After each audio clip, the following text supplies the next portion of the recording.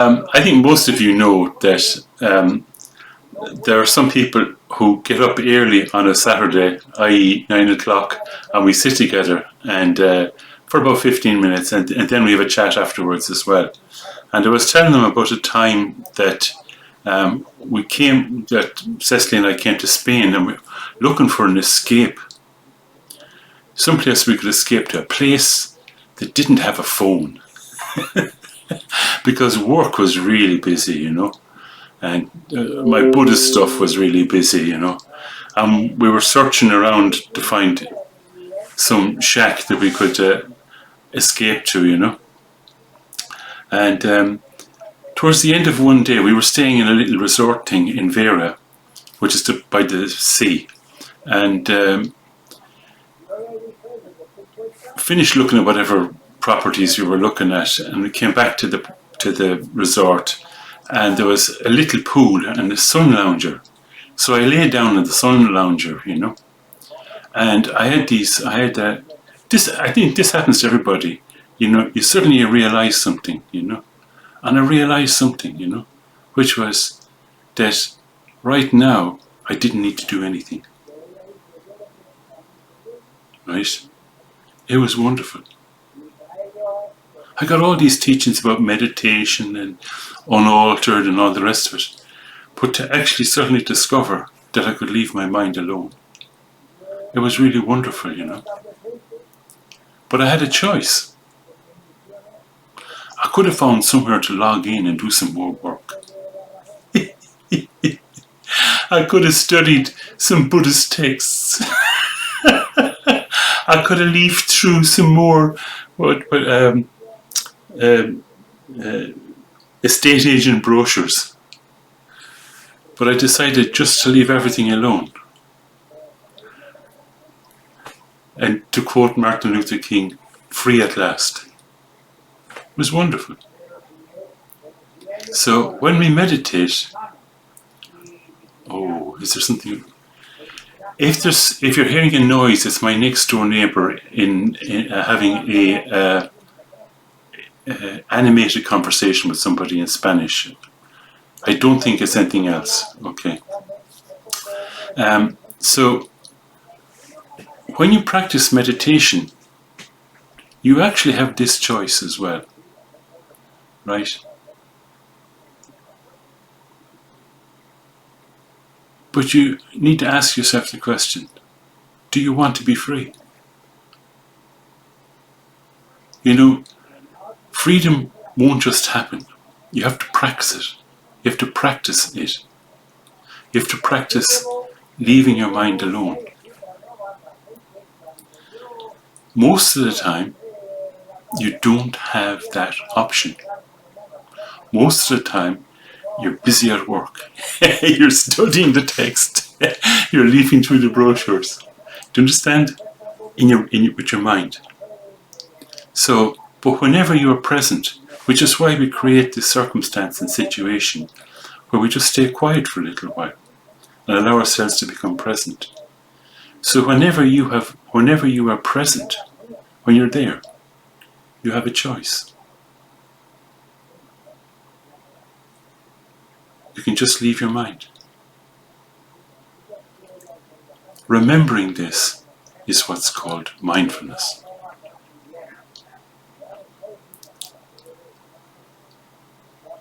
So it's basically just leave everything alone.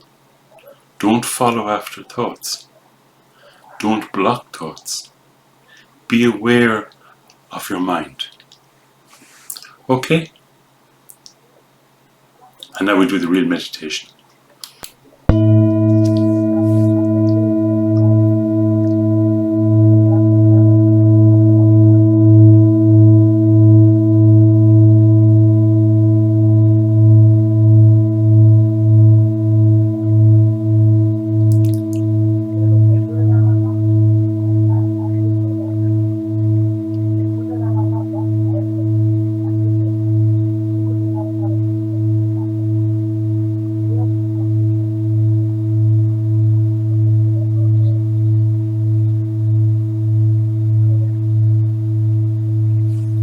Leave your mouth slightly open.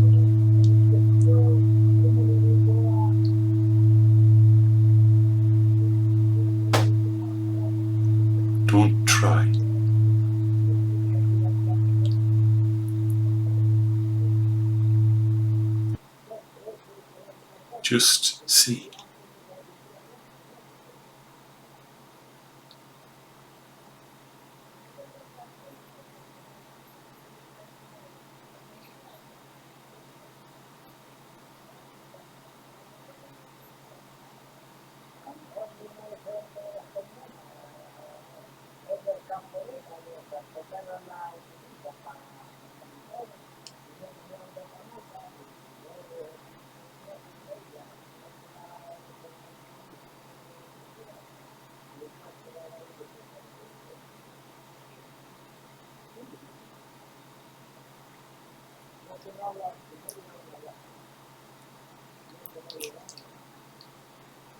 Just being free. Leave your mind.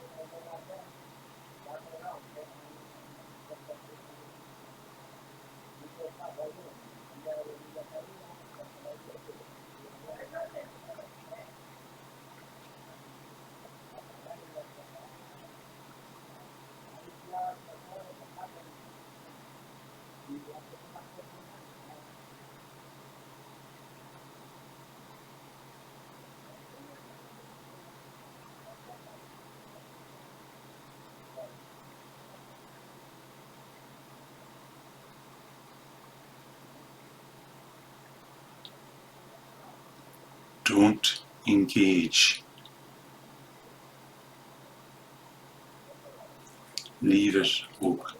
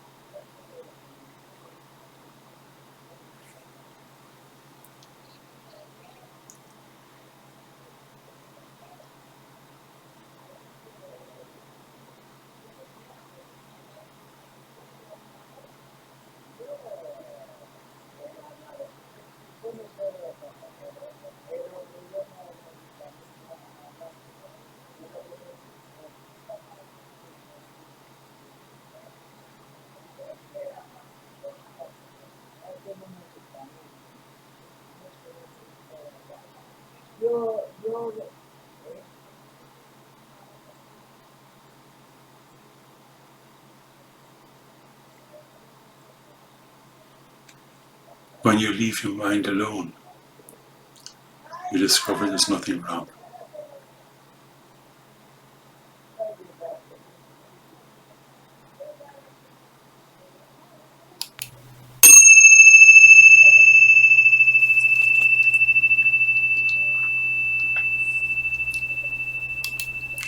Thanks, Martin. So no rush, like Martin said, just leave your mind alone. Nothing to do.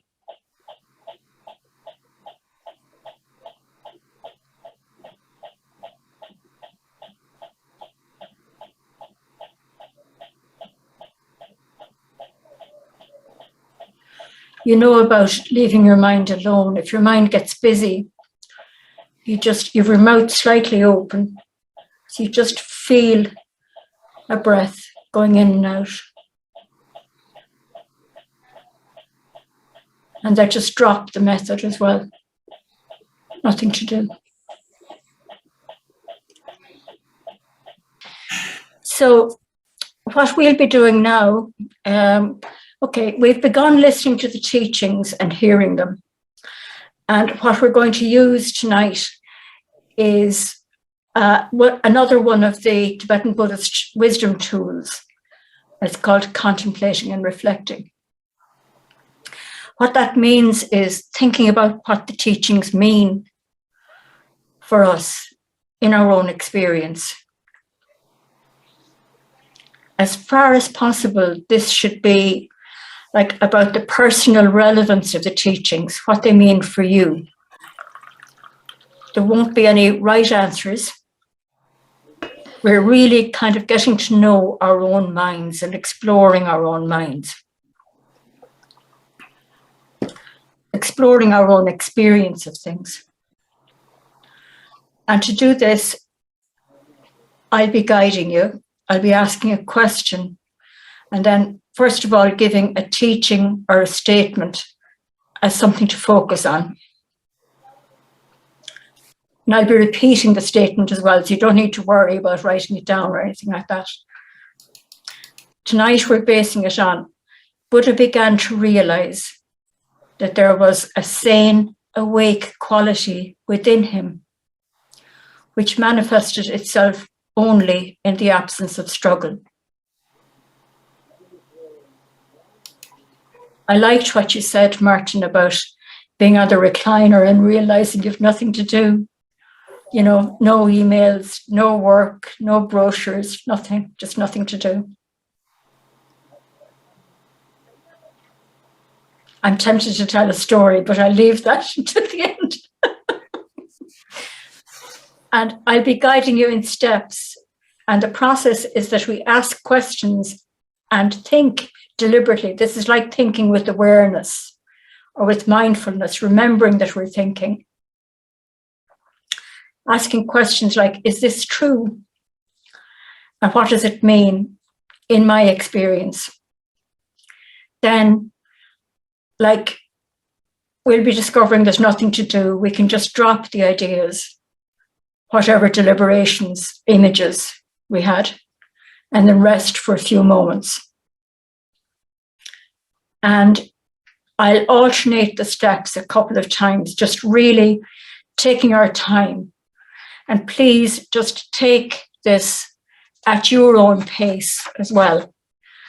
This isn't a competition or anything. There's no rush, no right answers as well. So we'll start. We're thinking about the statement, Buddha began to realize that there was a sane, awake quality within him, which manifested itself only in the absence of struggle. So we're going to take it in stages, looking at the quality of being sane and awake first. So does a feeling of being sane and awake come for you?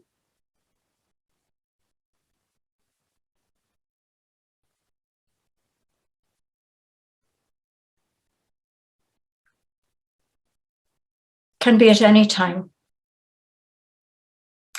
Is it true? Do you feel sane, awake, like when you're in the garden, out in nature, or with friends.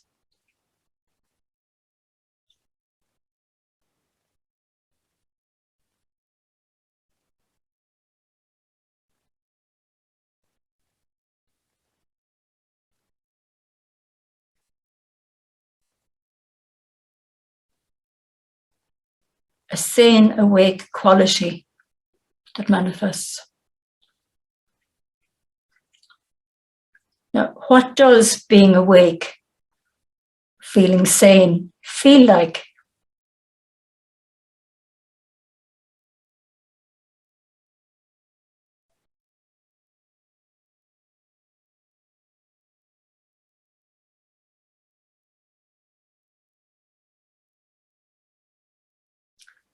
Are things clearer for you then? Even a struggle?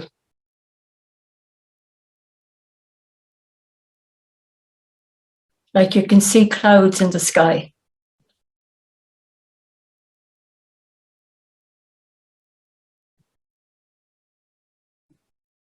So we're exploring mind gently, just looking at our experience. Now, for a moment, just let the questions, any ideas, any images that you had in mind, just drop away.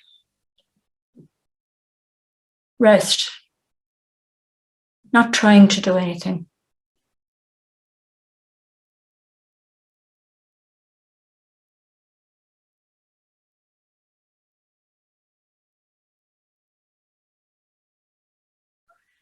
If your mind is still busy with the contemplating or with things cropping up, you can just feel your breath as it leaves your mouth and as it comes back in again.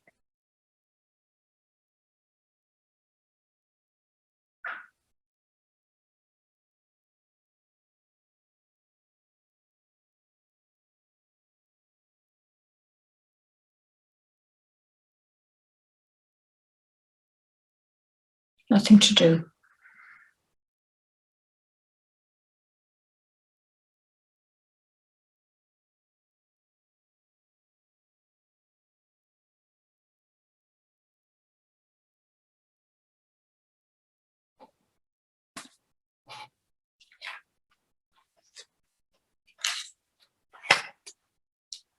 We're going to repeat the steps again, asking questions. Please just try this at your own pace. There are no right answers. We're coming to know our own mind. Be very gentle with ourselves.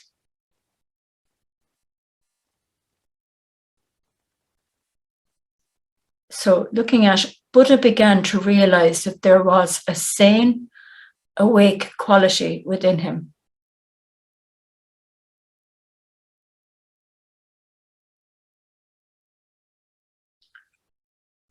What might being awake like a Buddha feel like?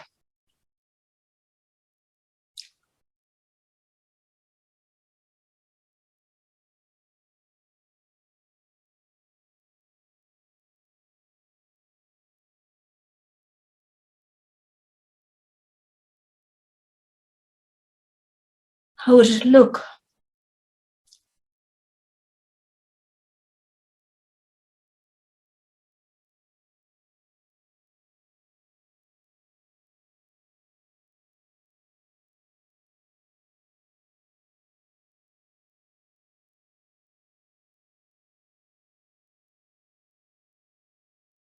Does it look like the weather, or like a sky, cloudy or clear?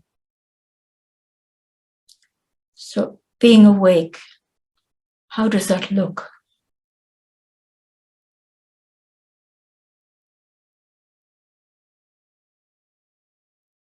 Being aware, can you see clouds, confusion, anything that's there? You don't have to do anything. You don't have to get involved. Can you see?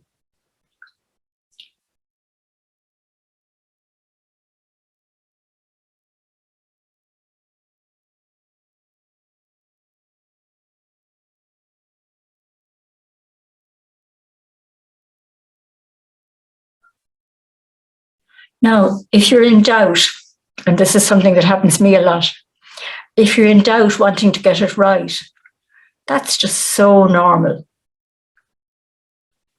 We're kind of being gentle and playing with it. I still remember a time when I'd been struggling with sitting meditation, trying to do it, trying to get it right, thinking I was getting it wrong. And our teacher said, very simply, just pretend to be a Buddha.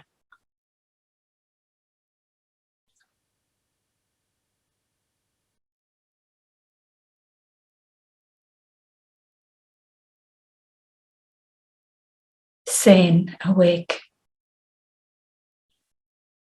playful, not blocking.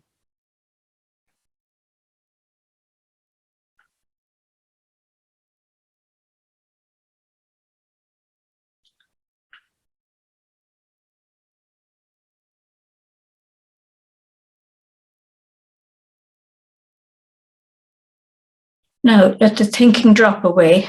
Leave any questions or any feelings or insights aside.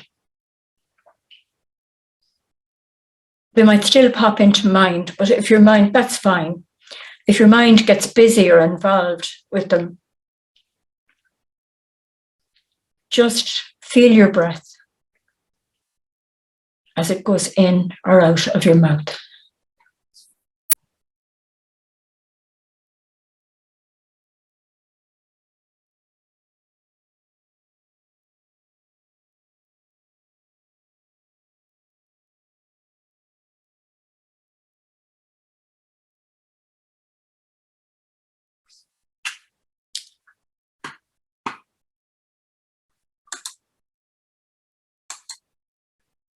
Nothing to do.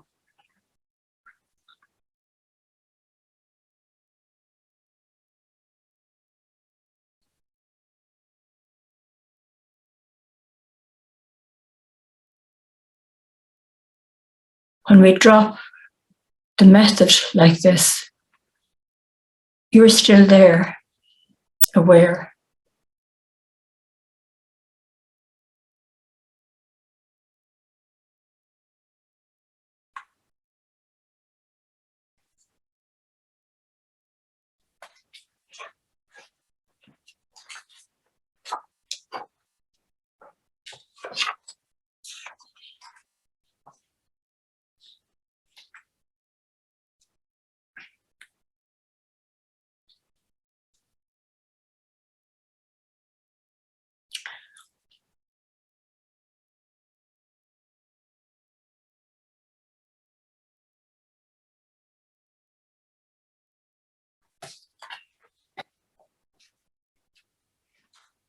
So I just did 2 iterations of the steps, thinking and resting.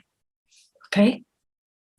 But this is something you can explore in your own time over the coming weeks. You can look at it. And so when there's a feeling of being awake, playful, sane, just have a look and check, has the struggle gone away?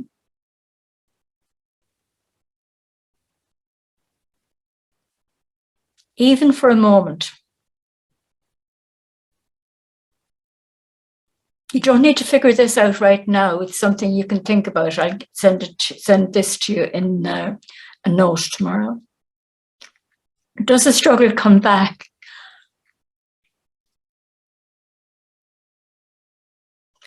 But do things feel any different then?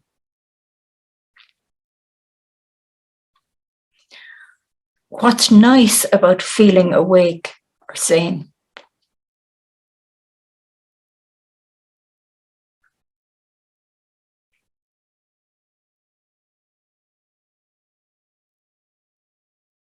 How do other things look and feel then? Now I have a very quick story, but it's related to something Martin said earlier as well about the neighbours being outside and the voices. Well, yesterday evening I was sitting out in our patio. It was lovely weather. It was raining today, but I was sitting out in the patio reflecting on what to present tonight, how to do the contemplation. And then I had the door was open into our patio. And suddenly I could hear voices and this hand appeared around the corner of the wall. And I'm kind of going, of course, the voices were Spanish. So I'm going, huh? I don't want to use expletives. I won't tell you the whole story, but I went to the door anyway. And sure enough, the neighbours were there doing something. In our patio, it was just weird. But then when I went to bed, I was trying to deal with all this, what I'd say to them, what they'd said to me in Spanish, and how the hell was I going to manage that? Because when it's even more difficult when you struggle, I found, and Martin too, I think, if you struggle when you're trying to speak Spanish, you're finished. You know, you just kind of listen and drop. It's like the practice. But the other thing I wanted to point out is we forget. And I was about an hour into trying to go to sleep at this stage, and then I remembered, and I read Mingyur Rinpoche's book, the chapter 11 about not panicking. And I sat for a minute or two, just feeling my breath. And then the waves of panic kind of faded. And I experienced again more the ocean-like or sky-like quality, where things kind of come and go of their own accord. And this morning, I can see the hand with amusement and hear the voices with amusement. So, but basically we need reminders, and it's very useful to have reminders of things like friends, the teachings, a book, anything like that that can remind you of just dropping. Nothing to do. Okay.